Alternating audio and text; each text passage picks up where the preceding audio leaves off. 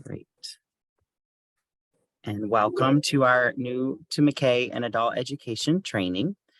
I'm going to start with a quick video to kind of set the tone for today. I've shared this before, but I just think it resonates so much with the work that we do in adult education and really in our work in education in general. So let me know in the chat if you can hear this as it starts to play. Evening. Evening. May I ring that up for you? Yes, please. Have a good evening.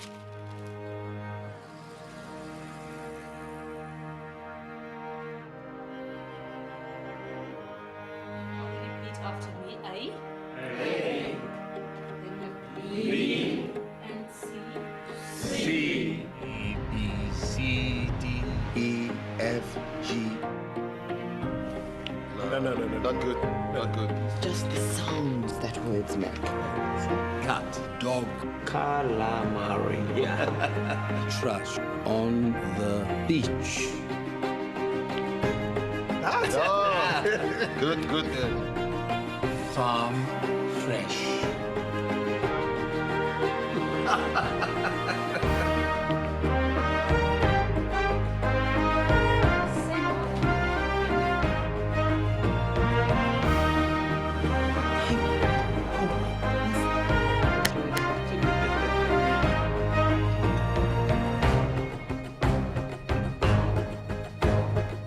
My son and I mowed the grass. That's a gold star. Unbelievable.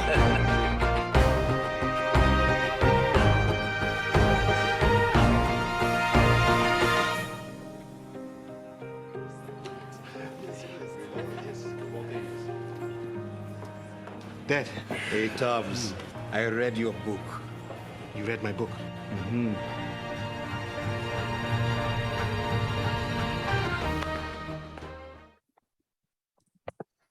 I always like that video and just the symbolism of it. So I hope that as you've started in adult education, or if you've been in adult education, you've found some moments like that that really make it all worth it. And all of the rigmarole and maybe all of the things that we have to do from administrative standpoint and instructors and support staff getting things ready, that you have those little interactions and moments with each other as colleagues, but also more importantly with the people that we're serving. So a couple of things that I'd like to do. One is I'd like us to be a little engaged with a little technology. So I'm going to ask if you have a smartphone, if you want to open your camera and actually point it at the screen, point it at that QR code. It'll take you to a link. And I'd like you to respond to this question. On a scale of 1 to 5, 1 being not a lot, 5 being a lot, what is your familiarity, or where do you feel like you fall in the knowledge scale of understanding the world of adult education? Are you at a 2 or 3? Are you a 5 plus? I know some of you on here are probably a 6 or 7 at this point in your careers, and others maybe just starting out. So take a minute and do that. And if you're having trouble with the technology, no worries, that is okay. You can put your number in the chat if it's not working, but I'm gonna give you about 10 more seconds to respond to it. If you have an Android phone, you have to download an app to do QR codes. It's not automatic like Apple. All the more reason to be an Apple, I believe. You know? All right, we'll pop over there. If I can escape, here we go. So here we are. All right. Great. So lots of 4s, a couple 2s, several 2s, a couple 4s, a 3, and a 5. Anyone feeling like their number is not represented? Hopefully no one's at a 0. And hopefully, great, another 2. And hopefully, like I said, I think some of our 4s and 5s might be kind of modest with where they're Kim at. put a 1 in the chat. Great, Kim. Welcome. thank you for sharing. It's just nice to know, as we kind of start this conversations, and even for us as we offer a lot of opportunities this year for professional development, where people are coming at and where are the best spaces to provide opportunities. So if you can, what I'd like to do is ask you to do two things. Part of this opportunity is not only to learn, but to network. So if you wouldn't mind putting your name, your program, and your PIC if you need sketches into the chat box, that would be awesome. And then I wonder if you might be willing to share something personal about yourself with the rest of the colleagues on the call. I'm going to go first, and I'm going to, I've done this before where I've asked folks to share a photo or something that they're thinking about today. And so I am going to share that this week I got to go to and let me stop sharing so you can see. This week I got to go to, oh, let's see if we can see it. Can't really see it, but wait. Networks Northwest, which is the Adult Learning Lab at the Michigan Works Centers in Traverse City. I was there for the Michigan School Administrators Conference, but I had never been to that region at all, really in my adult education. Well, I guess I went to a conference at Boyne Mountain, but had never been to Traverse City, had never been to the Networks, our adult education program there. And it just made me be more cognizant of the fact that we have providers all over our state, over 300 locations. I've got a long way to go to visiting all those locations, but that was nice to be there and to see the operation that they have. And the director there, Christy, I've known her for such a long time, but never actually been to her program in all the years that I've been involved in adult education. So it was a nice opportunity to go up there and visit. So I'm going to ask, does anyone else want to share? Anyone feeling rocking and ready to go? I'll share that I'm happy to be working from home today with my 3 dogs that have been sad that I've been going to the office more. So just watching them run in and out of the house as I leave the door open freely to the back because it's cold enough. There shouldn't be many bugs. And do you want to say your name, Tammy? For those that may Oh, not sorry. know. I put it in the chat. Tammy Brown, Director of Troy Continuing Education and President of MACAE. And Kim, you are going to be like a 4 or 5 after today. At least a 2. Thank not you, long Tammy. enough to become a Anybody 4. else? Go ahead, Kathy. Thank you. That's Kim talking. I think I'm muted. Hold on. Oh, we can hear you, Kathy. Oh, okay. Just a quick pic. I don't know if anyone can see that. Yep. Well, it's an elderly lady. It's my mom. She's 92. She'll be 93 in January. And I get the pleasure of sold her place in Florida, and now she's back here in Waterford, her stomping grounds. And I visit quite often. And yesterday I was at the jail, experienced a lockdown, and couldn't really leave my room for a while. So the 3 teachers, we were happy to be able to be escorted out after a couple hours in the afternoon. Kathy, so it was quite an experience. Yeah. what happened?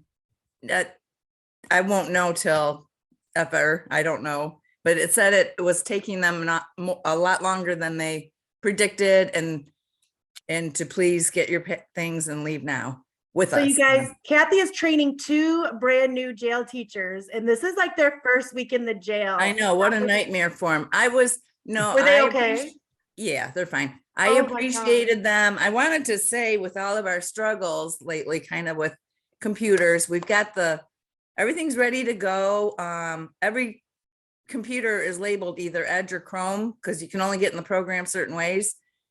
We're all set to go. We had even a couple new guys this afternoon that were supposed to come, but we ended up having a good romp session. So I got to know them pretty well. We couldn't leave. I had to go to the bathroom. I didn't know what I was going to do because they were locked in our room. And but I held it. I said, just don't make me laugh, but we got out. They're all good. I just appreciated all their efforts because they really are working hard. Well, we're glad that you're safe. We're glad that you're safe, Kathy. And I will give you permission at any point today to get up and use the restroom if you need to. Thank you. No reason. I appreciate that. And I was gonna say to you too, oh dang, your mom moved back to Michigan. I was gonna say they do have adult education in Florida. Not that I want to lose you, but Oh. maybe if Are you need you to go kidding me, down there Patrick? for the sunshine, I just Patrick. Oh, I would have loved Not to, except I'm not near retirement. I would have kind of taken over. That would have been really nice, but it's not feasible. The rest of my family, my grandkid is here. I can't leave that. well, that's so. I'm glad. I'm glad. I And know that's that what was I'm probably glad about. TMI, but go ahead. Someone else can talk. No, thank you for sharing. We're really just glad that you're safe, and just Oh, yeah. add it to your book of adult education stories. I right? know. Once I get some masters in English, I don't know. I needed to start a collection of happenings in my whole Exactly. career. I think that would be awesome. And then even make it a little fiction. Yeah, That would add some fun to it. absolutely. But sometimes the truth sounds like I know. fiction, but it's really the truth. Yeah. Well, that's true too. Thank you for sharing that. Anybody else want to share? I'll share. Hi, everyone. I'm Heather. I'm with the Region 7 Fiscal Agent, which we support Potterville Adult Ed and Lansing Adult Ed.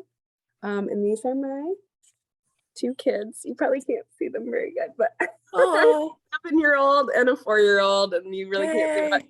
he got to drop her off at preschool the last 2 days because we are district short bus drivers. So it just, there's no bus. And anyway, they're all together all the time now because of that. But he was so sweet. He surprised me when we dropped her off. He went and asked her preschool teacher if he could come back in March to be a mystery reader for March's reading month to the preschool kids. And I just thought that was so cute. And it just made me think of all that early literacy and family connection part. So That's so sweet. Thank you for sharing that, Heather. And that just speaks to you, I think, and how you've built that relationship for them that it's so special that and hopefully they maintain that, especially as they get into teenage years. That's so sweet. Thank you. Marisol, I saw you had your hand up as well. Hi.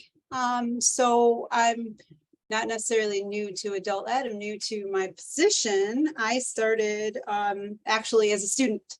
So I earned my GED here at WCC.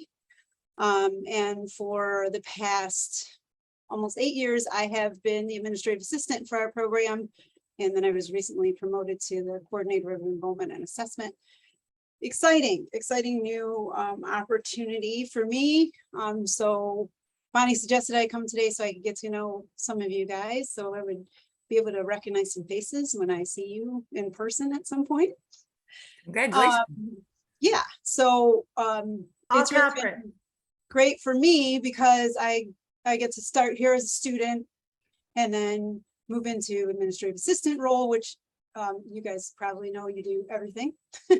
And then eventually move into the role that I'm in now. It's really great because Bonnie always provides us with opportunities to grow, which is really great.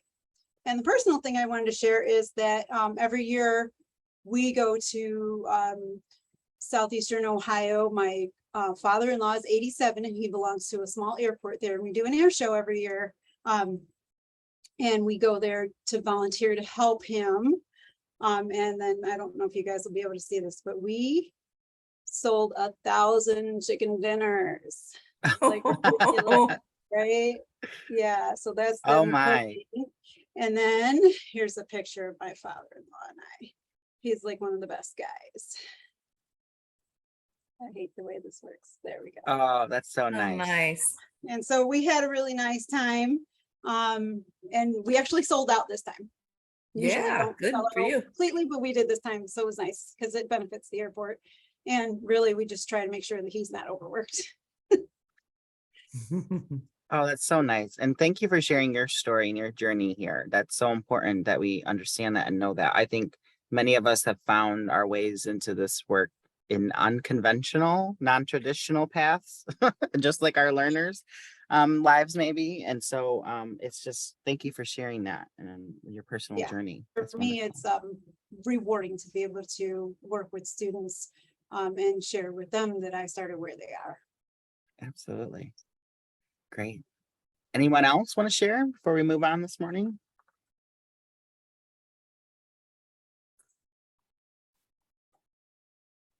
Going once, going twice. All right. Well, thank you all for sharing, and we will keep moving forward a little bit. So, one of the things that I wanted to throw out to you is sometimes we don't know what we need to know, right? I want to be cognizant of that. But many of you have started in this work already, and are encountering different things. And so question I wanted to pose to you is, what would you like to know more about? We're going to talk about a lot today. And even if we don't get it to today, how can we continue to talk about things in the future? But there's something on your mind or questions that you have about a particular topic. It could be very granular about something specific that you have, or something broader on kind of 30,000 level. If you want to put those into the chat, or you can unmute and ask that question. We won't answer it now, but we just want to capture some of those ideas or thoughts so that we can maybe address them as we go throughout today. So anything come to mind for anyone of something that's been on your mind, or that you or like, hey, I'd like to know more about that in this space.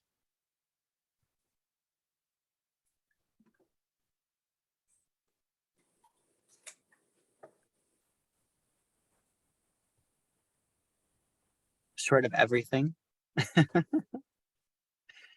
Well, if you do have anything, be sure to just put that in the chat throughout the presentation, or you can certainly unmute and ask.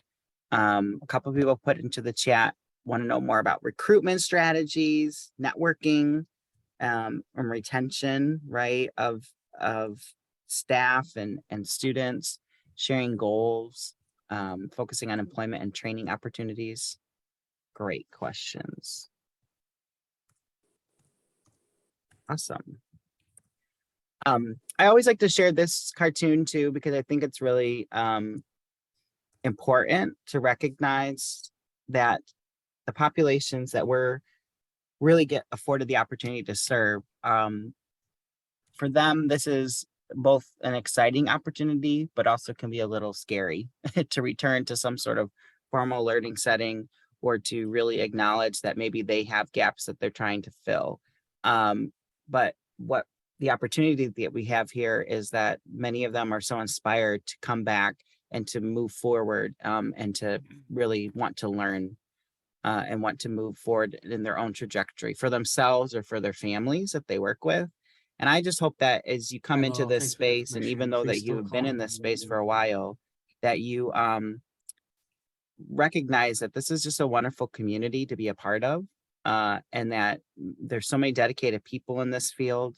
There's so many people that care and that have great ideas and are willing to help you out if you have questions or concerns as colleagues or professionals, but really more importantly, help you to find a best strategy to serve the folks that you come in. Every day looks a little different, and yet every day has kind of the ebbs and flows of what happens, just like in any workplace. But I think what I want you to take away is that you really are surrounded by a community of dedicated professionals, and I hope that you know that your learners will inspire you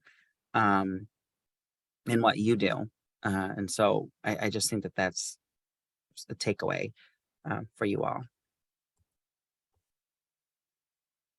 So a little bit about MACAE, if you're new to the organization, is that we are the statewide association, Michigan Adult Community and Alternative Education. We've recently changed our name. The acronym has stayed the same, but the words underneath have slightly changed, as well as a new logo. And really trying to relaunch and rebrand and reframe our commitment to this space of learning from early childhood all the way through adult skill building, because we think that education of the entire family and the community is so important, and that our programs need to really be the center of the communities in which you are, in which the programs are, both for education, but also for training opportunities in partnership with other statewide stakeholders. So we really, at a 30,000 and at a kind of a local level, try to do these four things. Really look at data trends and where things are at the local, regional, statewide, and national level, and how do we leverage the resources we have, or how do we create more partnerships or opportunities to make sure that we're meeting the needs that are out there. We also try to do impactful programming that includes our professional development that we do, but also make sure that the programs offerings that you all are doing are meeting the mark as well. And that we're really truly being inclusive of all thoughts and ideas, and making sure that we're really going to the heart of matters and understanding what needs to be done. Certainly this third one is important as we look at transitioning folks into the next step. What does that look like for them? Being in our space and learning within adult education is, we hope, just the first step on the trajectory for them, whatever their next step is, and trying to help them and make sure that we're connecting them to the resources that are available for them and opportunities that are out there for them. We cannot have them just stop at our programs. They need to really keep going on that train. And then obviously advocating the general public about the services that we do. It surprises me that so many people don't know about adult education and what the benefits that it has within the community, or even how it operates. Even within my own family, I still kind of get at family functions and things like that. Like, what do you do? What exactly? Okay, so you work for this educational group. Now, what kind of education do they provide? So there's a long way to go in just the general populace, but also educating ourselves about our roles and our responsibilities, and then our partners and our policymakers and the work that they have. We've talked about a lot about this, but the takeaway too here is that I want you to know that you're part of a larger association, over 400 members. This year, I'm really hoping that we'll get to 450 members, which is the largest that we've seen in probably a decade or more, with over 120 different agencies. And those are in community college settings, nonprofit settings, public school settings, community-based organizations, training providers. We have workforce development partners that are all involved in this space of community alternative adult education. And you're represented by different regional representatives, and we'll talk about that a little later, but all of them are also practitioners like you. And so they're part of this larger board and collaborative, and really can serve as a great advocate for you in your region, in your area, but also for at the statewide level when we're advocating for different things and we're talking about implementing new programming. You have a great representation there for me to understand and helping to kind of lead the efforts of the association, but also with other partners that we're working with. And the other thing that I would say here too is that being a part of our association, you're a part of something greater than just adult education.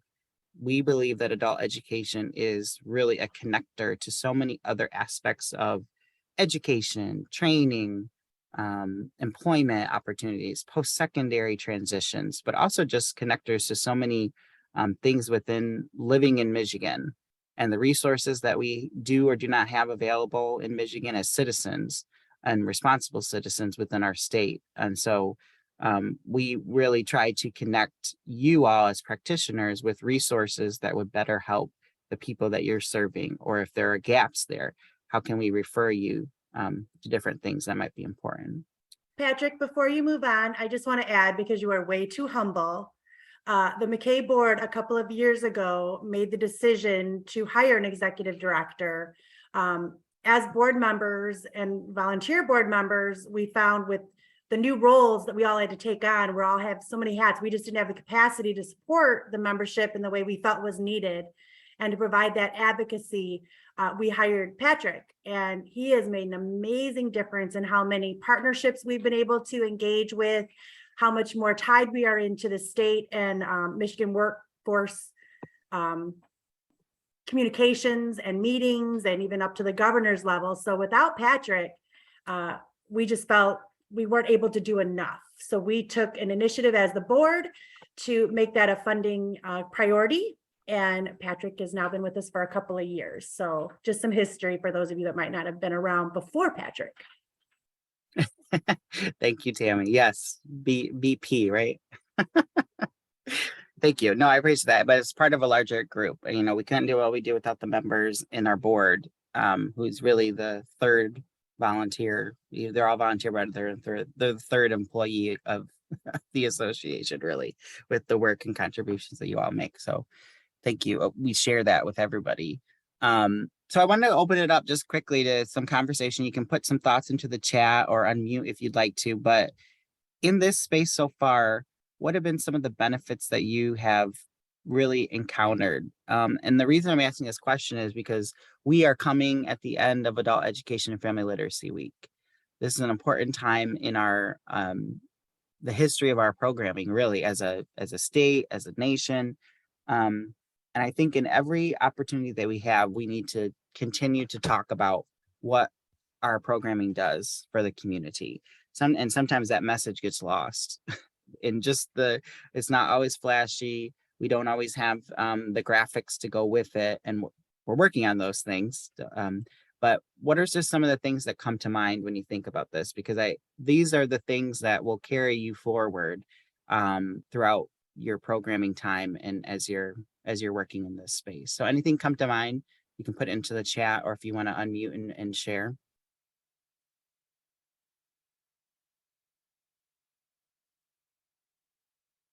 Kathy put job opportunities for others. Yep.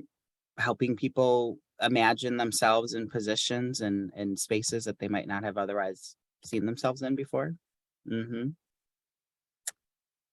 Patrick, this is Heather. So I'm coming from like our fiscal, which is, Eaton Reason. There's always lots of focus on K-12, right? Like, so I'm actually doing a board presentation next week on adult ed to the board, and I'm really excited about it. So I was actually like pulling slides about this earlier, but I was trying to show why adult ed is important to K-12 specifically with data points. So, I mean, this, there's, a mother's reading skill is the greatest determinant of her children's future academic success. That 1 in 5 adults have trouble reading communications from their teachers' children, and how alienating that can be to their children's academic success. And just really trying to tie like the whole generational parent-child piece, because my audience I'm presenting to is K-12. So I was just really trying to find points that would drive that home for them. Absolutely, Heather. I encountered the same conversation this week when I was at the School Superintendents Association conference. It was, much similar about understanding the generational impact that comes with this type of programming, and also the benefit, just the community in terms of family engagement and engaging an entire family in the school district or in the educational programming at multiple levels, right? So you've not been able to reach the parent for parent teacher conference, but they're coming over here to the adult education program. Let's work together. let's coordinate that so that we have that opportunity and are filling in the gaps. And some great comments in the chat too from Tammy and Oogie. Anyone else want to share too?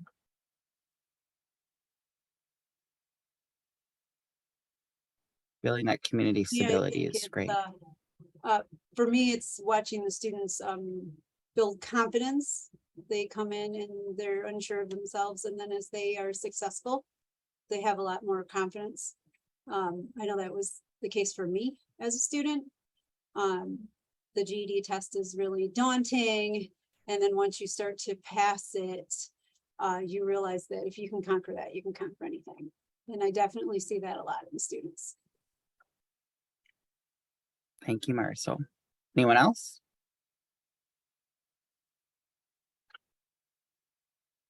Thank you all.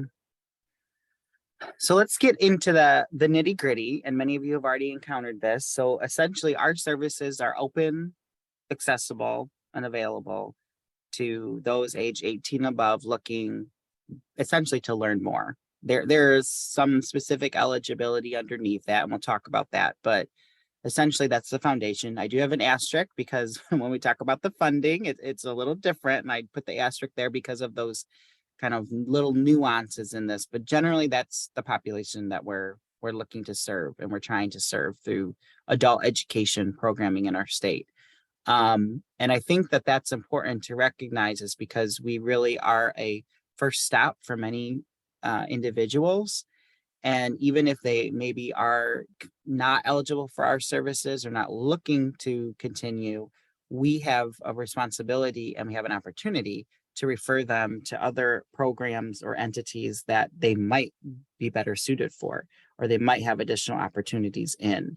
And there's lots of different grant opportunities now and initiatives that have been launched to really try to fill in the gap for many of the most marginalized people in our state and marginalized populations.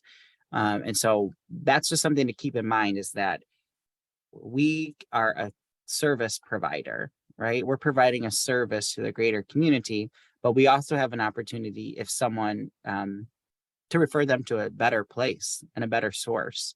And that takes trust and partnership building with our workforce development partners and our post-secondary partners. But we're part of this larger continuum of learning. And so we have to really take advantage of that. The other thing I wanted to share is that, and many of you know this, and we won't spend too much time on this particular slide, but some things to think about, especially with where we are in 2022. We have to recognize that our adult learners already have a lived experience. So I see this all the time, is that sometimes we make assumptions about what they do or do not already know.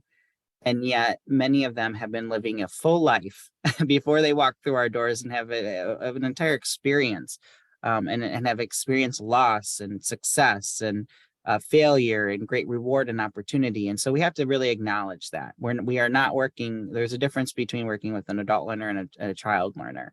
And so understanding those nuances and understanding the difference in those populations will only make our programming better and lead us forward. And with an adult learner comes that they maybe have other opportunities, other assets, but also they maybe have additional gap areas that are preventing them from previously being engaged or completing their goals, or may currently still be preventing them. Obviously, the most ones that we hear all the time: employment, childcare, and transportation. If you don't have that bedrock foundational things, that really can impact what's happening in our programs every day. And so part of our programming, as well as providing the educational support, is that we have to work in cooperation with our partners to fill those gaps in those needs areas, but not also let that distract from the real goals that we're trying to have our learners recognize for themselves and meet. And that's important too, is to have adult learners recognize and self-identify what their goals are. It's different than working with a child where we're kind of prescribing those goals for them. This is an opportunity in a space with adult learners to have them be the driving force of what they want to get out of the experience. That can be difficult some days when it seems like they maybe have other priorities or their distractions that are preventing them from being fully engaged. But they have to be the driving engine of what their trajectory is looking like within our programs. And the ways that we can support that would be that we really do need to communicate with them what their time frame is. What, you're willing to commit to this. This is what we're willing to commit to you on your behalf and on your terms and on your service within our services. And that constant flow of communication back and forth is so important for success. If adult learners typically feel as if they're not making forward momentum, it's so easy to stop. And so we have to keep that reinforcement of firm, goal setting, but also reinforcement of, you really can do this, and we're working together and we're willing to help you to get there. And then the last thing I think that's so important, especially in 2022, is that so many of our adult learners are parents, not only of school age children, but preschool age children, and or are caregivers for children who maybe are relatives. And so there's a lot of dynamics that come with that. And we know a major barrier in our state is just affordable, accessible childcare in geographic regions that are rural, and areas that are urban setting and suburban settings everywhere. It's a real challenge. And so we just have to acknowledge those things. Here are also the top challenges or barriers that adult learners self-identify when they enter into our programming. The first is obviously the technical skills or lack of degree transference. I have prior experience, and when I come to the United States, or when I'm trying to transfer from one system to another, nothing is transferring. And so I'm back to square one. I have to start all over. The other would be obviously perseverance, or even the really the critical thinking or higher order thinking skills to prioritize different obligations. How can I balance my familial employment obligations as well as my personal educational or training opportunity obligations? Sometimes it becomes very convoluted and it's difficult to navigate that. And so it's best to really shut out all of those opportunities and just focus on something each day at a time. And so we have a responsibility to really help adult learners through that process and help them be able to prioritize what their goals are and what's the best way to balance all of those obligations or to meet those goals. Some new areas that are popping up, especially in our state, would be the number of adult learners who may have previously been in the foster care youth system. And now they have aged out if they're early 20s. And then now find themselves in adult education. And part of that is because they didn't have the support or the network of support that many of us were afforded in our lives to be successful. And so at a certain age, they're essentially cut off from support or services from the state government. They cannot continue to receive benefits in that regard.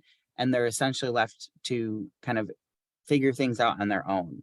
And so we're seeing that number of foster care youth continue to grow steadily as youth who are returning into the adult education learning space at some point. Obviously, yeah, we've talked about this a lot, is diagnosed or undiagnosed learning disabilities, but the big one that we see is an adverse experience with an institution. So we are going through a time of reckoning around social justice in our country.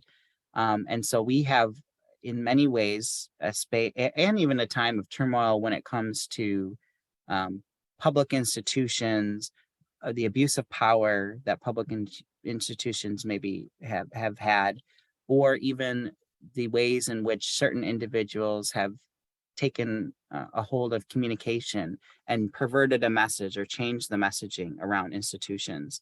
And so now there is created in the general populace this distrust of institutions, right? Institutions that have provided services for a long time, but also the historic precedents of institutions who have left marginalized communities out of their programming.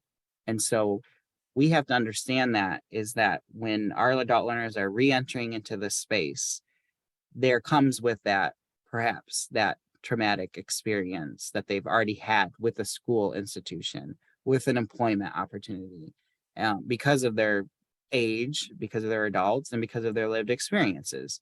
And so we have to really have that mindset when we're thinking about that, because how can then we expect those individuals to be able to engage with our systems if they had a really poor experience before, through no fault of their own often. It's a big ask of them.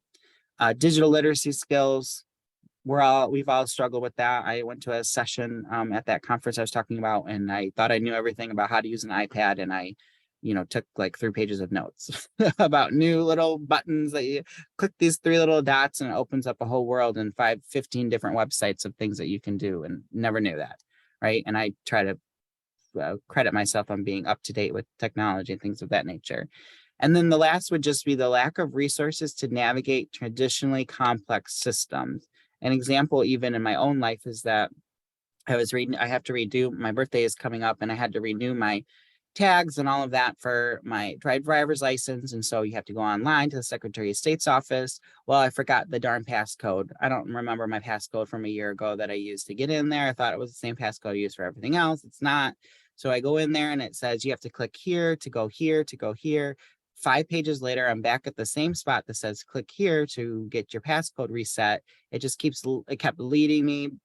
I called the number and it said, if it's not a priority emergency in one of these categories, then you have to go back to the website to find your passcode. So finally, on the form or whatever, it said another option is just to go to the Secretary of State and go into the vestibule and to access that. So I went to the vestibule to access it. When I got to the vestibule, the Secretary of State's office that I went to was closed that day because they're still not open at full capacity because of COVID. So we are working with populations that don't have access to the resources, transportation or childcare, and all the economy of scale things that come with trying to navigate those systems. And our systems are very complex and they're not user friendly often. You know, call this 1-800 number and wait online for 15 minutes to finally talk to someone who transfer you to someone else who have to retell your whole story to. It doesn't work for anyone, and no one, you can understand why that becomes a barrier or a challenge for them. So we have to just keep that in mind. Everything that we're trying to do has to try to be service oriented, accessible, for our learners and what their needs are and what we want to get them to their goals. Does anyone want to add to that, the experience or anything that would be important to understand from that space, especially maybe some of our veteran adult education folks? Patrick, I just emphasize with that, and you speak English. You know, you navigated all those things as an English speaker. Just think of the challenges and the fears that folks that we serve who don't speak English, how difficult that would be, and so those have out of body experiences, and putting yourself in the shoes of the folks that we serve.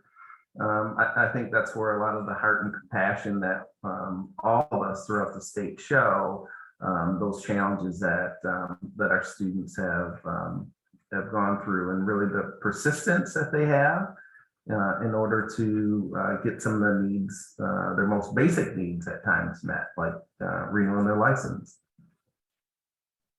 Absolutely. Thank you for that, Uki. Anyone else?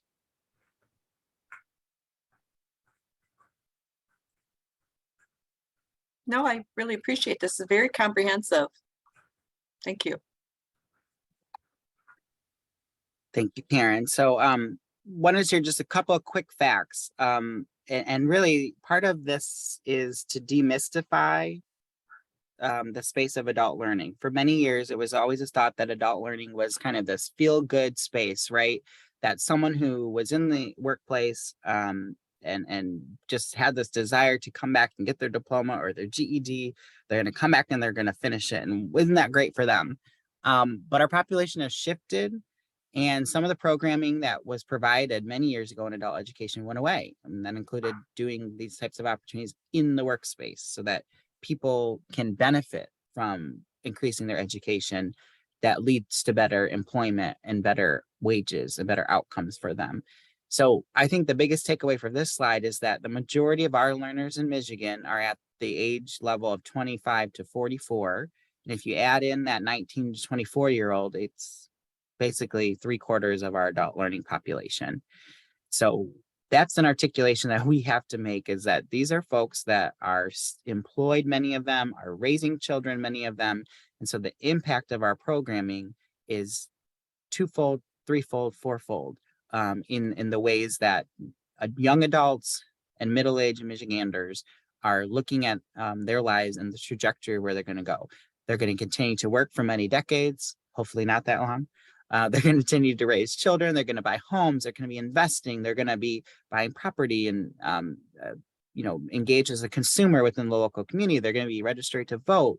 They're going to be dedicated and committed to staying here in our state. And that investment is so important, that we understand that those learners typically in our population fall within that age demographic and within the gender demographics as prescribed there on the left. This is also a lot of information, but essentially two things. On the left-hand side, you have the educational levels at which learners, when you enter into a program, you have to take a test, and we'll talk about that, but essentially where you enter into. Those are the 6 prescribed levels, educational functioning levels is what we call them. On the right-hand side is data from the 2020-2021 program year. You can see that on the top portion of that chart, the largest concentration of adult learners in our state when they entered into adult education entered at the level 2, level 3, and level 4. So if you go back over to the left-hand chart, you can see level 2, level 3, level 4 there in the first column, and then go all the way over and you'll see the grade level equivalency. So the majority of our adult learners in Michigan are entering at that second, third, fourth, fifth, sixth grade reading level. And so our responsibility and our job and our opportunity is to increase those literacy levels. But also we have to articulate to our partners that we are providing intent, and we have to do this. We have to provide intense programming and program duration to accelerate their learning and to increase their educational functioning levels. Because many of the transitional opportunities, like going to post-secondary or going into training programs, you do have to have a minimum educational reading, writing, and numeracy level in order to participate in those programs. Oftentimes that comes at a 6th, 7th, 8th, 9th grade reading level for a lot of those training opportunities. And so we have to not only share that with our partners that, hey, we have to do some programming on our end first to prepare them. So let us know, how can we work to prepare them for you and to get them ready? But also we have an obligation to make sure that our programming is intense and that we're really accelerating people forward and moving people forward.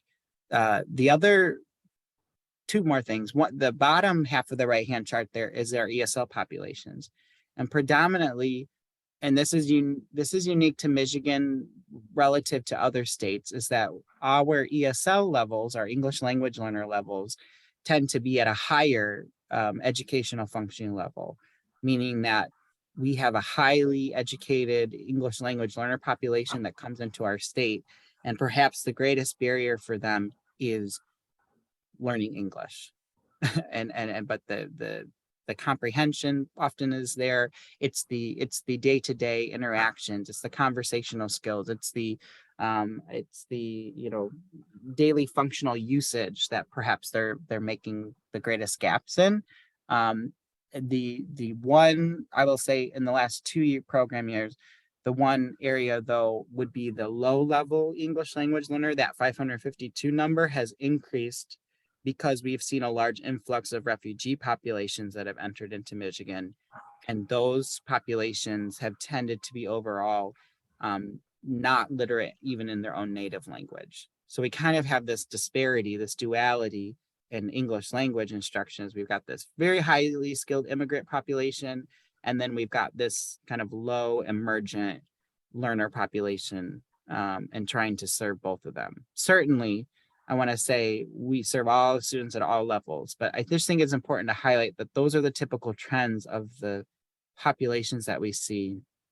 And then the last thing I would share is that we often don't use grade level equivalency in our direct interactions with students because it can be very isolating and often, can be a little offsetting for them to think about, oh, I'm only at a 2nd grade reading level. That's not very empowering to you as a student.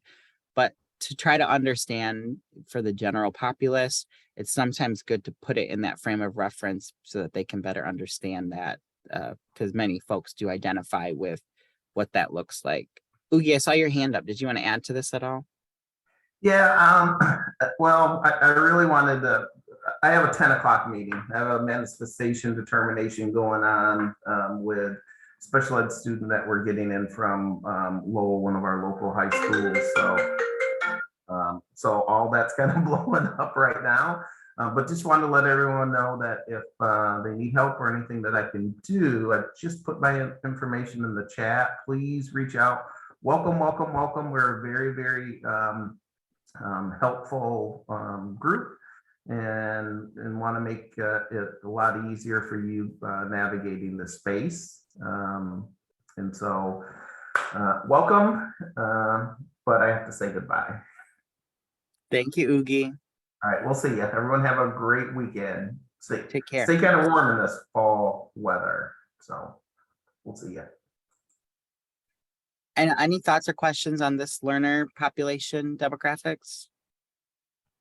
Patrick, I apologize, you might have said this, but are these numbers are based on the placement test they take when they come in, and those are, I'm just clarifying because I'm trying to get, those are like the people say the word CASAS and tabs. Is that what this is pulling from? Correct. So this is the statewide Okay. data that's captured for CASAS and TABE tests that are administered when any adult learner enters into the program.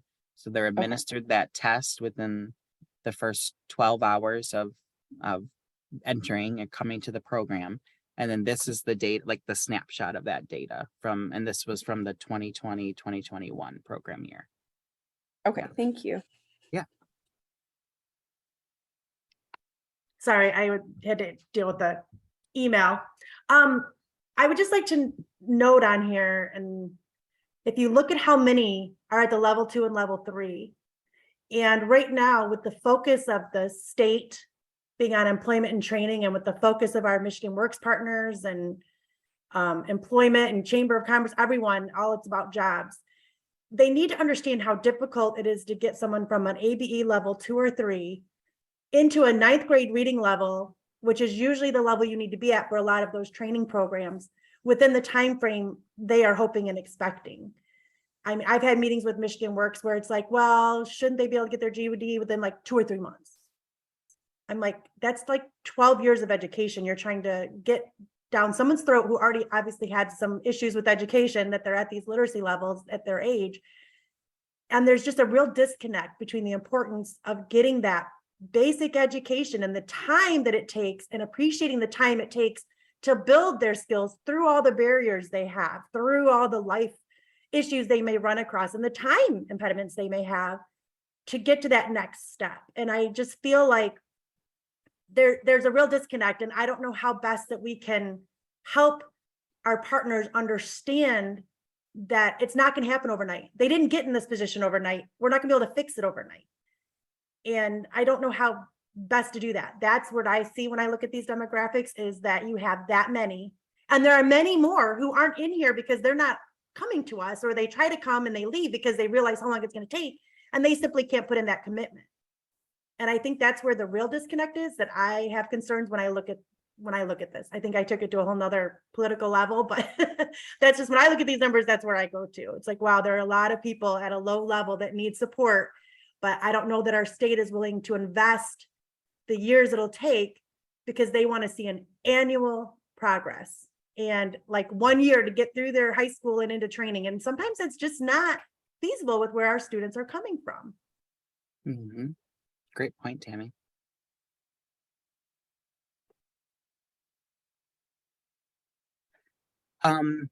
So kind of going down to the more micro level, is that this is where, and especially to what Tammy was just talking about, this is where the identification of learner goals and understanding our learners, really the rubber meets the road, right? And that we have to keep track of those outcomes, and we have to try to keep moving and motivating our adult learners to remind them of their goals that they set, and remind them of the relevancy of their trajectory, remind them of the successes that they have had. It takes a real continuum really to keep them going. And then the last thing I would say is that we have to also be cognizant of competency focused and not necessarily total mastery focused. If we continue to go back and have to, there are certain fundamental elements that all learners need to understand. In order to do really functional math, you do have to know, fractions. You do have to understand, you have to have those multiplication down. However, in other elements, we have to keep reviewing, what is a predicate, what is all of those things, right?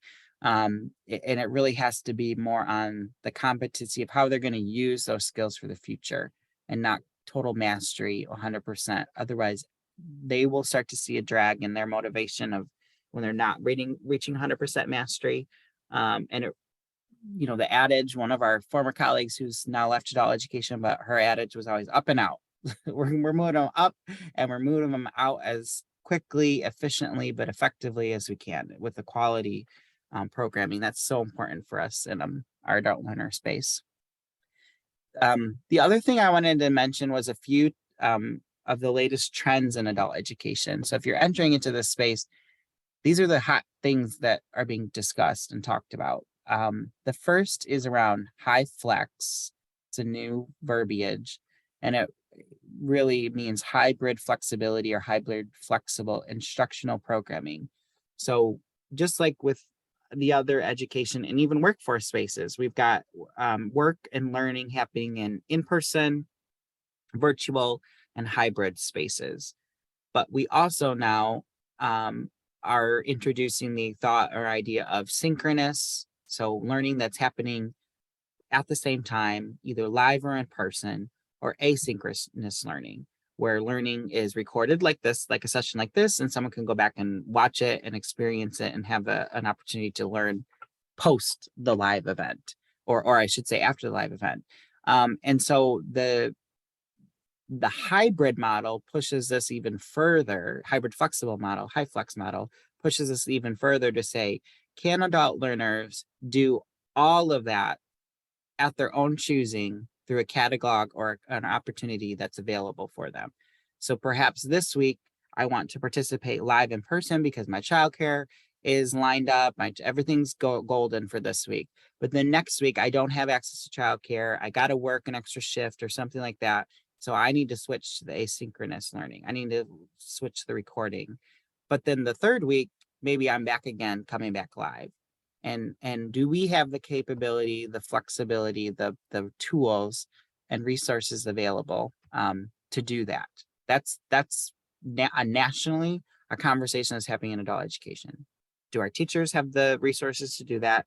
Do our programs have the technology to do that and the time, really?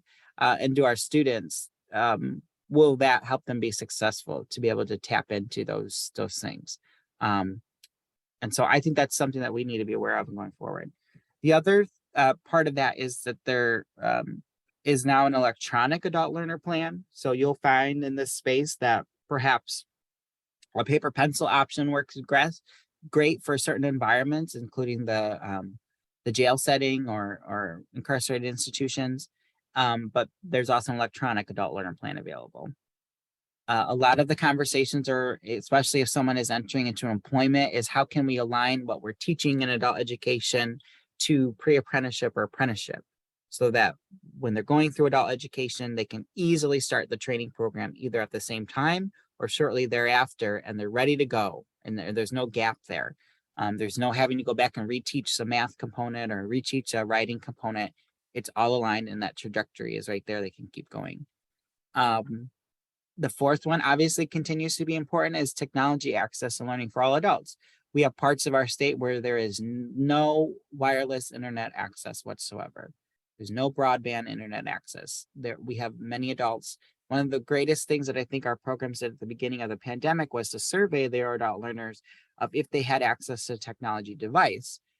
The only problem now is reflecting on some of that data and some of our surveys and some of our programs is that we didn't go further enough to ask the question, do you have a device that's a capable device for learning for yourself?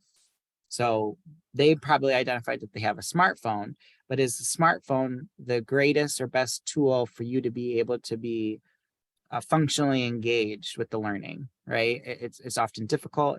The screen's often small. You have to navigate between multiple screens versus perhaps using a Chromebook or a laptop that provides you and affords you greater flexibility to be engaged learning and to be more comfortable for sitting and all of the aspects of learning that come with that. Those are real questions that are being discussed now. And then serving those ESL learner populations that I talked about earlier, and then looking at a lot of the other expanded funding opportunities that are out there that we won't go into today, but what it really looks like. So those are kind of the hot trends that are out there when we look at nationally. And a lot of these trends we'll be talking about at our fall conference that's coming up. A lot with curriculum and software resources. So we have some links on our website, and as being a part of a MACAE member, you have access to lots of different resources. Your members automatically enrolled in COABE, which is the National Adult Education Association. And then you're also members of Pro Literacy, which is a national literacy organization and they work to produce and publish a lot of materials that many programs use. And so we try to offer opportunities for learning for what the latest software resources are for you. But a general rule of thumb or a tip is that if you're using a tool that's been published in the year 2014 or later, that's a great tool to use, because most of the major publishing companies, when it relates to adult education learning, aligned all of their curriculums to national standards for the college and career readiness standards for adult education in the year 2013, 2014. So if you're using materials prior to a year, sometimes that comes at your educational discretion about what works best and what's successful, and especially when it comes to math, many math concepts and drill practice and those kinds of things are relevant still. But when we're looking at online software, or we're looking at even published materials of technology integration or references to social settings and things like that, you really want to look at the last decade really of curriculum and software in 2014 or later to make sure that that's aligned within a program. So many programs often every year kind of do a survey of what that technology looks like. Few more quick little facts for you. We serve approximately 22,000 adults annually in Michigan through adult education services. It's administered or monitored by the Michigan Department of Labor and Economic Opportunity, which is often called LEO, L-E-O. That's your first acronym to remember. There are 118 providers, but there are 340 site locations. So a provider may have multiple sites within an area to serve multiple locations. And then also in the last few years, many programs have launched a robust virtual learning option. So they may only have one physical site, but it may be a majority of their learners are learning virtually. We talked about the different types of providers that there can be. And then there are two major funding sources. And you probably, if you're in adult education, will either grow to really have a fond appreciation for these terminology, or you'll really maybe have a little bit of PTSD when it comes to hearing some of these words often, but hopefully it's the former. The first is funds provided through the State School Aid Act, which is the same school aid act that funds our K-12 public schools in Michigan. And Section 107 is specifically referred for adult education. So within the State School Aid Act, all of the funding that's guaranteed for public schools, line item number 107 is for adult education services. We also receive federal funds through the Workforce Innovation and Opportunity Act, WIOA, W-I-O-A, and then Title II, which is basically the section of WIOA. And then much of the programming that we have in the state is coordinated in a regional model. And you can see the list of the regions there numbered. So it'd be important to know what region you're a part of, because many of our directors in those regions, as well as teachers, do gather and share resources and have opportunities to network and share within that region as a whole. A little bit about the funding, not to overwhelm you, but this was a little more specific breakdown of the funding. Again, those two major funding streams, the one on the left, there's $30.5 million for the State School Aid Act, Section 107. And those eligible for that type of funding are the local education agencies, LEAs, they're called. That includes school districts or ISDs. It's distributed regionally. And a participant, in order to qualify and be able to provide programming and have that participant be able to basically be in the class for that, if they have to be 18 and over, and their graduating class has already graduated. On the right-hand side is the Workforce Innovation Opportunity Act. We receive about $15.6 million in federal funding every year for adult education in Michigan. And those eligible providers include the local education, school districts, and ISDs, but also can be community-based organizations, literacy councils, community colleges, higher education institutions, nonprofits, libraries, public housing authorities have also received those funds before. So the access is a little bit, the definition is a little bit greater there. And the funding is distributed to each provider directly. And then the slight difference here between the eligibility is that if you are 16 and older, you are eligible to be served under the Workforce Innovation Opportunity Act, but you have to be separated from the K-12 system. So essentially you would be leaving the K-12 system and could be served there. And you have to have basic skills deficiency in math or reading, or you have to be an English language learner to be eligible there. So that's the major distinctions between the two. The other thing I would just say is that some providers only receive 107, others only receive Title II WIOA, others provide both. So about 70 programs or so receive both, about 25 programs receive only WIOA, and then slightly, maybe about 30 receive just Section 107. So within the 118 that we have. Overwhelming chart or graphic, but wanted to kind of show you the funding that is available. It is broken down a little bit more, but you'll see that most of the funding in our state has remained relatively the same over the last 5, 6, 7 years. And so it's important to understand what your program has access to, what funds there are. So talk with your colleagues, or if you have a director, or if you're a new director, you want to make sure that you understand the funding parameters within your program and region. Here's kind of a trend of the numbers of enrollment over the last 5, 6 years in adult education in our state. And the biggest number to think about is those in the gray there. So you will see that at the end of the 1920 program year, PY 2019, we started to see a decline in total enrollment. And that, if you recall, at the end of the 2019-2020 program year was the onset of the pandemic. If you remember, the last quarter of the school year of 1920 school year was a hot mess in terms of trying to understand where things were at in the world, what was up, what was down, what was left, what was right. And so then that showed our overall impact. What's promising and good is that in the 21-22 year, our numbers began to rise again. And then for this program year that we've just started, 22-23 program year, it's anticipated that we'll be able to reach those numbers perhaps back in the 2019-2020 program year, if not more. And so the need is really great. And so we still have to keep doing our due diligence to make sure that we've got learners engaged and that we're meeting them. Oh, Patrick, I'm sorry. Would you mind Sure. going back to that? I just wanted to make sure I understood the color chunks. Sure. So is the gray is like, that's everyone who completed the adult learning plan? Is that right?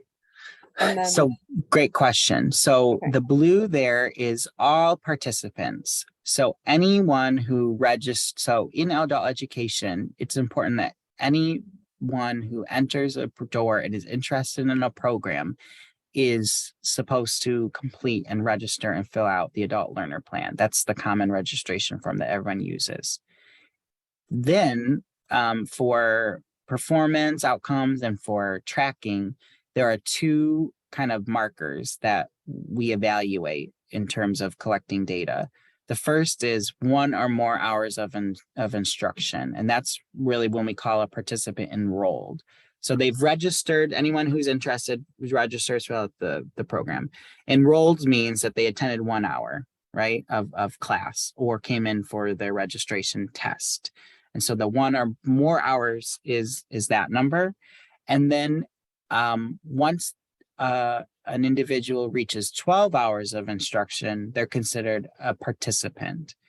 At 12 hours of instruction, that is when their data is more closely tracked, and essentially as a state, we report those individuals at 12 hours or more of instruction to the National Adult Education Reporting System. And that's determines our federal funding for our state. And the reason why that is because at between the 12 hours and 40 hours of instruction, that's where we see the most intense programming happening. And that is where we often also see provider or participants may stop. You know, they're really excited, they're coming to class, they're coming for a few weeks, and then at 12 hours, we're either seeing them continue forward into their programming, or they might be stepping back and not continuing forward. So has always been a determining number in kind of their trajectory of whether or not they'll be successful in completing their goals within the year in a timely fashion. Does that make sense? It does. Thank you. Mm-hmm.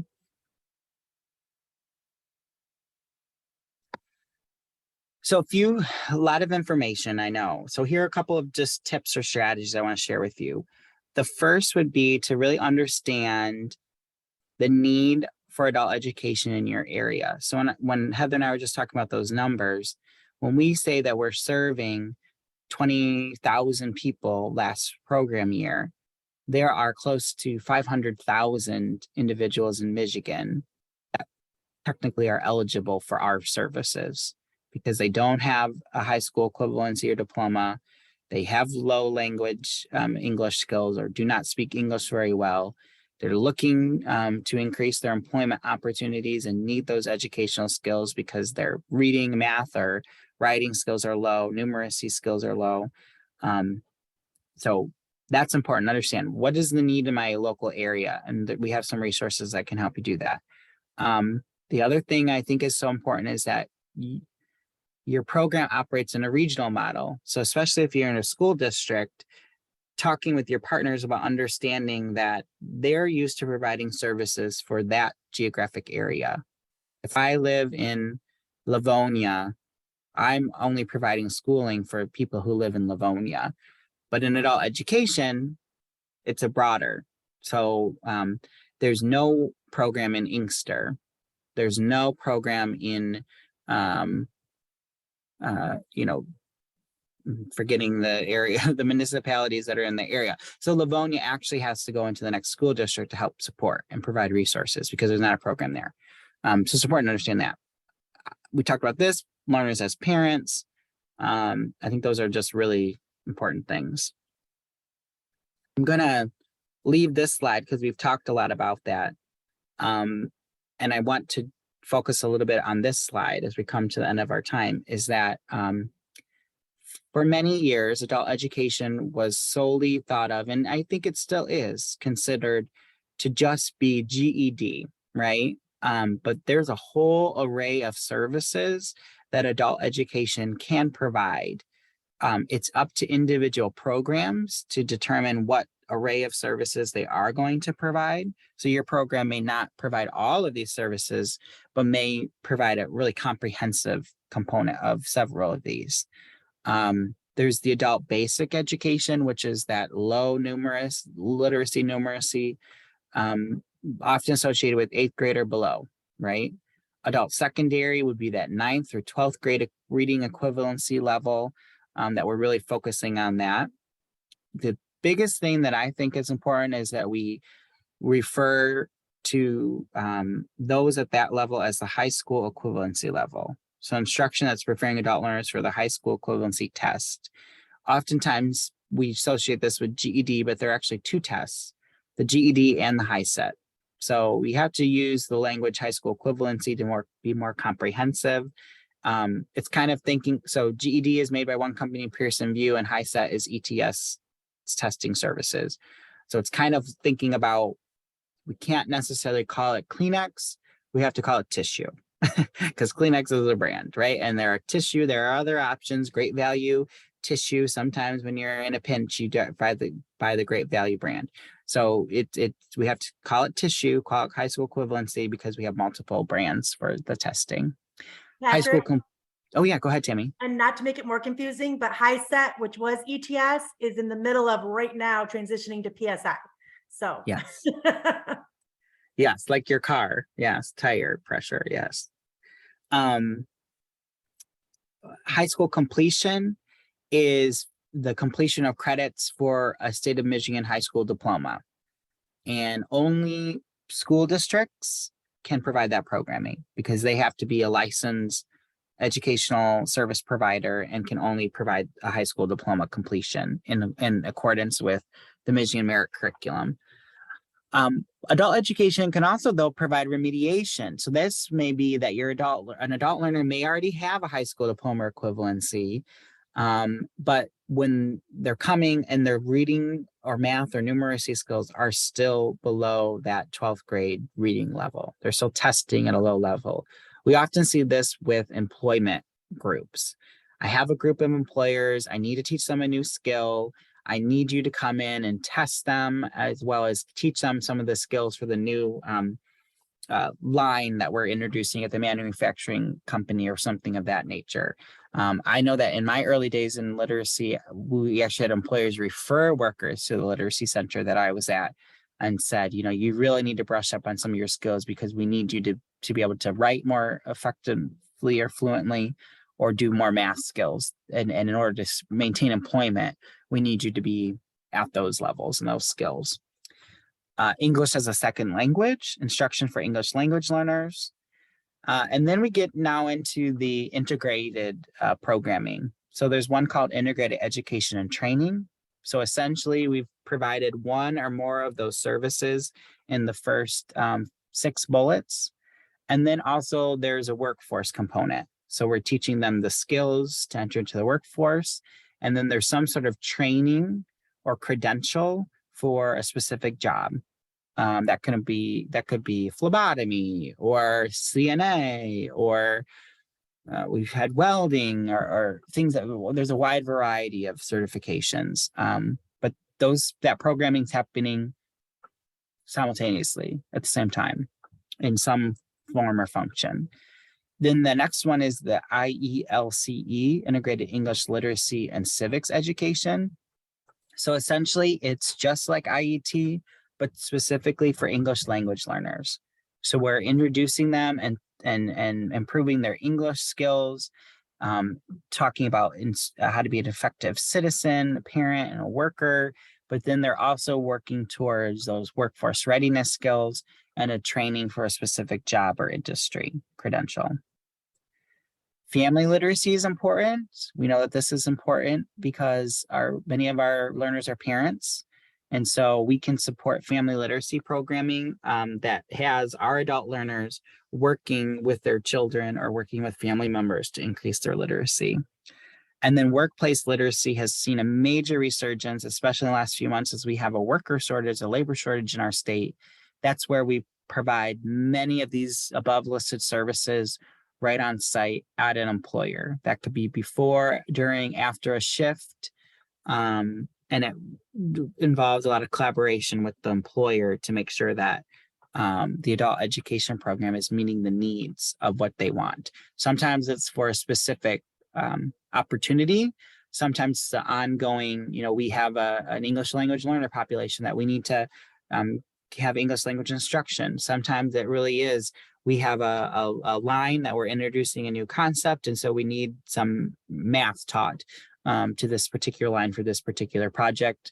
I've also been at a program where we had programming that was, they were introducing a new, they were reconfiguring their automation systems. And so they wanted people to be able to come in and teach the workers and make sure that they had the writing skills to read the reading skills to read the new technical manuals and understand the technical programming and training that would actually be a result of the re-automation and the changing of the manufacturing equipment. So that was really cool, kind of a fun opportunity. So you've learned a lot this morning. We've talked about this. I'll kind of go through this process as well. We've talked about this a little bit, so it should be a little bit of a review. But again, all programs, when a student enters into adult education, must have that student complete the adult learning plan. It's called the ALP.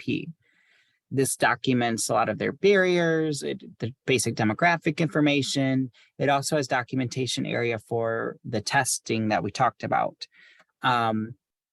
We use those 2 tests in Michigan, again, 2 different publishers. One is called CASAS, one is called TABE. And those are the academic tests that are separate from if someone's doing the GED or the high set. But these are the tests that all learners are also required. They're required to do one at the point of entry, and then they're required to do one within 40 hours of instruction, which is called the post-test. It's also important that you know that all of the data that's collected has to be reported into the Michigan Adult Education Reporting System, MAERS. There's lots of training modules and tools available to talk about MAERS specifically, and that this is just one of many sessions about this. This is kind of 101, so you might be overwhelmed by the information, but this is just kind of the 30,000 level at this point for this, for you to know. So it's important that you know that process and understand that. Essentially, everyone has to fill out an ALP, adult learner plan. You have to administer a pre-test or one of those tests, a CASAS and TABE test. And then after 40 hours of instruction, that's really the minimum goal, is that all of your learners will get 40 hours of instruction. We have to give them a post-test at the end of that time frame. If they get another 40 hours, you could test them again to show program growth. And many programs do that multiple times throughout the program year to capture the best growth for that individual student. A couple key takeaway. Oh yeah, go ahead. Patrick, sorry, all of my questions. No, ask away. So the 40 hours, I just want to make sure I understood that. Is it like in about 40 hours? Is it before the 40-hour mark? Is it they have to have completed 40 hours and then they pre-test? Like, just wanted to kind of make sure I understood that. Absolutely. So it's that they will have completed 40 hours of instruction before they take a post-test. However, in that 40 hours of instruction, you can count the initial pre-test hours. So the hours that you would take to administer that first test and the orientation process that you have is all considered a part of that instruction time, right? Because you're onboarding them to the program, you're getting them in, and then you're transitioning to class and providing that class time. And then you can have them, after that 40 hours, then take the post-test and be completed. And then, so is that at the point where, like, if they had a certain level, then they would be recommended to go take like the high set or the GED? If that was the direction they were going, would they need that post-test done first? So great question. So the CASAS and TABE is required and separate almost even from the high school equivalency tests that they're pursuing, like the GED test. So every learner student has to do that, the CASAS and TABE, just to really do a couple of things. One is to evaluate the effective instruction that the program's doing, right? That you are seeing growth for each student. Our teachers are doing a good job, our program's doing a good job. And then many of that is also tied to funding, right? Then the high school equivalency test itself, that instruction is happening at the same time, right? And then at a certain point, the teacher will often administer a ready test, like a GED practice test. When you take a practice test, it will indicate if you're likely to succeed, if there is if you are an estimated of, if you were to take the actual test, this is the score that you would receive. And that's often very helpful because then it helps to identify, okay, you're very close. You need to work more on fractions or decimals, right? And so we're going to really concentrate on that for the next couple of weeks. And then we're going to have you take the GED test or the HiSET test. And so those have to often happen at the same time. So it can be a little bit of test overload sometimes for a learner at the end of their time. is because we're asking them to maybe take a CASAS or TABE test, and then also ask them to not only take a practice test, but then the actual GED or high set test. The reason why we have to do both is because CASAS and TABE, in order to be at a state approved adult education program and to receive state and federal funds, you have to administer those tests to every learner. So that's like the basic, right? And then if the learner wants, if you think about like in the educational setting, it's almost like your CASAS and TABE is like the basic skills test. Everyone's got to take it, but then you also have to take like your high school equivalency tests. You have to take the specialized test in your area to be certified, right? So it is a little bit, and one of the challenges is that learners can actually, be test fatigued in many ways. Okay, well, thank you. And then, sorry, I'm just, Oh. I'm doing the timeline in my head. So let's say I take my ready test and I'm ready. Is that when I get this, I've heard this term, this voucher to go take the GED? Is that when I'm given something and then I go register for the proctored exam? Correct. So there's a program available that will pay for the test or a portion of the test for the learner if they are at the GED. If they've taken the ready test and they're approved and it says you're likely to pass, then it will cover the cost of that. They'll be given that voucher, then they can go set up that appointment and the time with the testing. They have to set up with the testing center in their local area. And then they go and they actually have to go and they actually have to take the test, and then it will cover the cost of that for them. Okay, gotcha. So in theory, if somebody just felt like they could pass the GED without doing any of this, they could register and pay for the test themselves and take the GED. Correct. Yes. Okay. Yes, absolutely. And many programs will have students that will enter into a program and they'll say, you know what? We want to provide services for you, but you're really ready. You could maybe just go out on your own and do this on your own. So in those numbers of like 20,000 or so, there's often many people that have entered into a program that providers will say, let's help you. Let's see where you're at. And then they'll give them a practice test. And then they're like, you are at the 98th percentile. You're good to go. You do not need to stay with us and work. Maybe we can help you with one thing or two things, but you're really ready to test. That happens quite often where they will encourage and say, here are the resources that you need. If you feel like you want to just go forward yourself and register for yourself and pay it, go right ahead.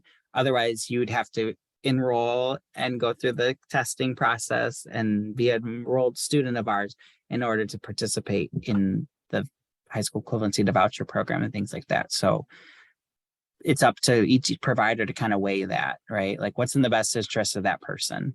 If you are ready to go and you're motivated, we almost don't want to hold you back, right? And we'd rather see for you that you're just going out there and doing it.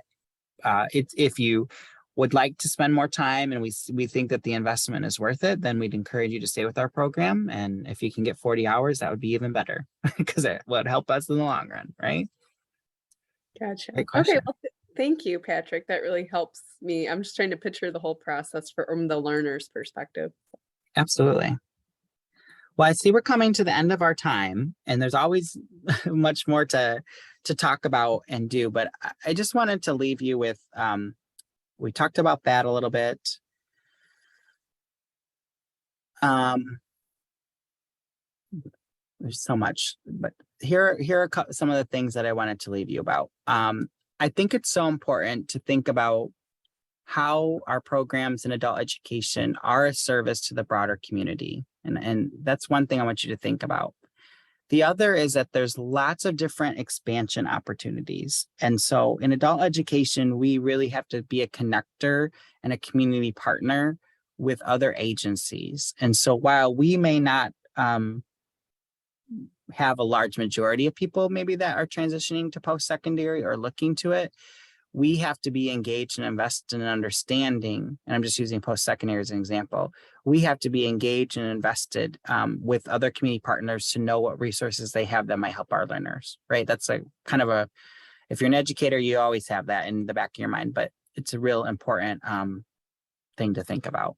So couple of quick resources too. We've got the adult education locator tool. So if you go to michigan.gov/learn-more-earn-more, anyone can put in their zip code and they can search for the nearest provider near to them. That's often very helpful when you're trying to refer people.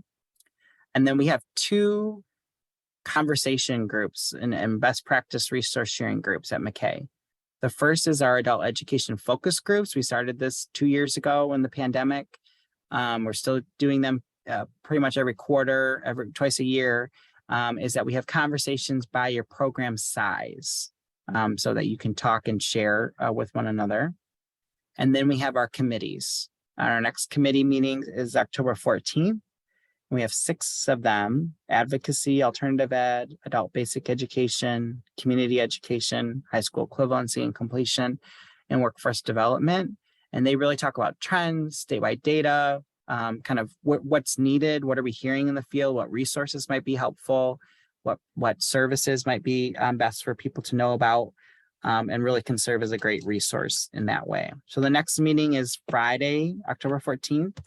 It's a hybrid. If you're meeting in person, it's at our MACAE office in Lansing. Otherwise, it has a virtual Zoom component. Can I just say really quick, because I know you're running out of time, but those committees, when I first joined adult education, I started going to those meetings and those committees, and you learn so much by attending these and networking with your peers. That is really, I don't want to say it's better than any MACAE PD, but it really is the best way, because the conversations you have at lunch and in breaks and during those meetings is where you can really, really get into the weeds and really learn the most about what's prevalent now, what is coming up, what are we dealing with that we might have to change. It's just the best way to get engaged is to join those committees. Absolutely.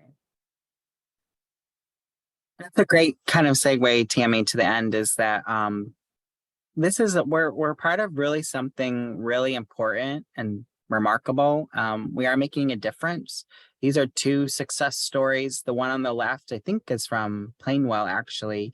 And she was motivated actually because she was finding that her children, they were doing math and she couldn't keep up with the math that they were doing. And so she was like, I want to help be an asset for my kids and for my children. And so I need to go back and finish my credential so that I can help them be successful as they continue on in life. And that's such a motivator for so many. And then on the right was a young lady, I believe from Romulus, and her father actually passed away, and he had encouraged her to keep going in her schooling, and she went through some experiences that kind of pushed her out of the education system. And so she came back in and said, I'm doing this because I want to improve my life and my conditions as I go forward for my own life.